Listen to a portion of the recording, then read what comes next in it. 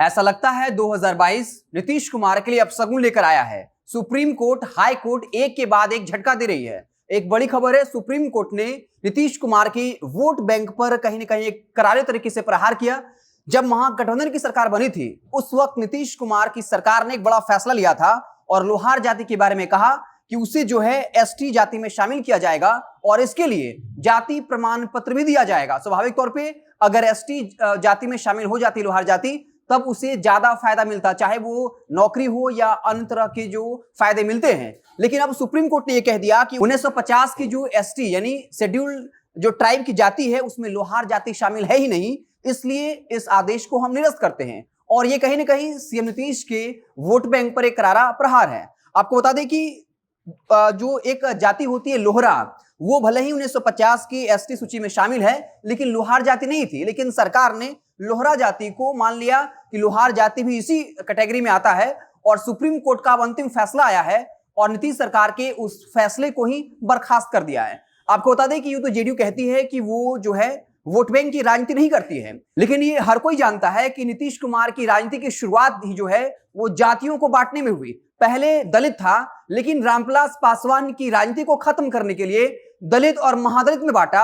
और आश्चर्य की बात यह है कि दलित में पासवान जाति को छोड़कर सभी को महादलित की कैटेगरी में दे दिया और ये रामविलास पासवान के लिए एक बड़ा झटका था और शायद उसका दंश जो है अब तक वो एलजेपी झेल रही है। हालांकि बाद में इधर हालिया कुछ वर्षों में जो है पासवान को भी महादलित में शामिल कर लिया, यानी अब दलित है ही नहीं, सिर्फ महादलित। तो साफ तौर पे नीतीश कुमार ऐसा करते रहे, पिछड़ी, अति पिछड़ी, दलित, महादलित। और अब एसटी को लेकर एक फैसला जो है उन्होंने एक फैसला लिया था जब महागठबंधन की सरकार आई थी 2018 में कि जो लोहार जाति है उसे एसटी में शामिल किया जाएगा, यानी लोहार जाति उनका वोट बैंक बन जाएगा। वो एहसान मानेंगे कि नीतीश जी ने हमें एसटी में शामिल करा दिया, तब हमें ज्यादा सरकारी सुविधाएं मिलेगी, सरकारी नौकरी में हमारे बच्चों को सुविधा मिलेगी। लेकिन अब सुप्रीम कोर्ट ने झटका दे दिया ये कहते हुए 1950 की जो शेड्यूल्ड ट्राइब की लिस्ट है उसमें लोहार जाति नहीं है, उसमें लोहरा जाति है और लोहरा जाति और लोहार जाति अलग अलग है। तो कहीं ना कहीं सीएम नीतीश के लिए सुप्रीम कोर्ट की तरफ से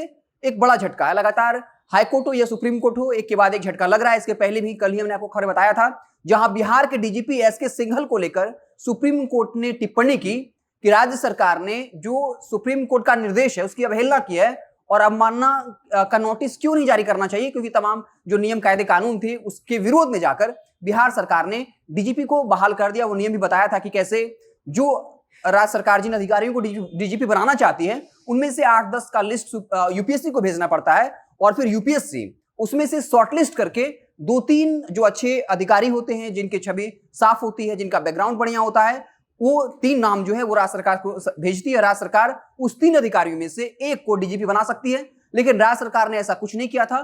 तो सुप्रीम कोर्ट में इसको लेकर सुनवाई भी चल रही है। तो एक के बाद चाहे शराबबंदी हो, सुप्रीम कोर्ट और हाई कोर्ट की टिप्पणी के बाद स्वाभाविक है कि सरकार जो है बैकफुट पर आ जाती है, क्योंकि सुप्रीम कोर्ट और हाई कोर्ट कुछ भी कानून के जरिए टिप्पणी करती हैं और लोगों में उसकी एक क्रेडिबिलिटी है, विश्वसनीयता है। और फिर सवाल ये पूछा जाता है, विपक्षी पार्टी ये पूछने लगती है कि ये हम नहीं कह रहे हैं, ये सुप्रीम कोर्ट या हाई कोर्ट कह रहा है। तो इसमें मुख्य खबर यही थी कि 2018 में जो सीएम नीतीश ने अपने वोट बैंक को बढ़ाने के लिए एक चाल चली थी और लोहार जाति को एसटी में शामिल किया था और ये कहा कि उनको जाति प्रमाण पत्र भी दिया जाएगा, लेकिन सुप्रीम कोर्ट ने उसे बर्खास्त कर दिया और ये कहा कि 1950 की एसटी की लिस्ट में लोहरा जाति है, लोहार नहीं, इसलिए अब लोहार जाति है वो ओबीसी जाति ही बनी रहेगी।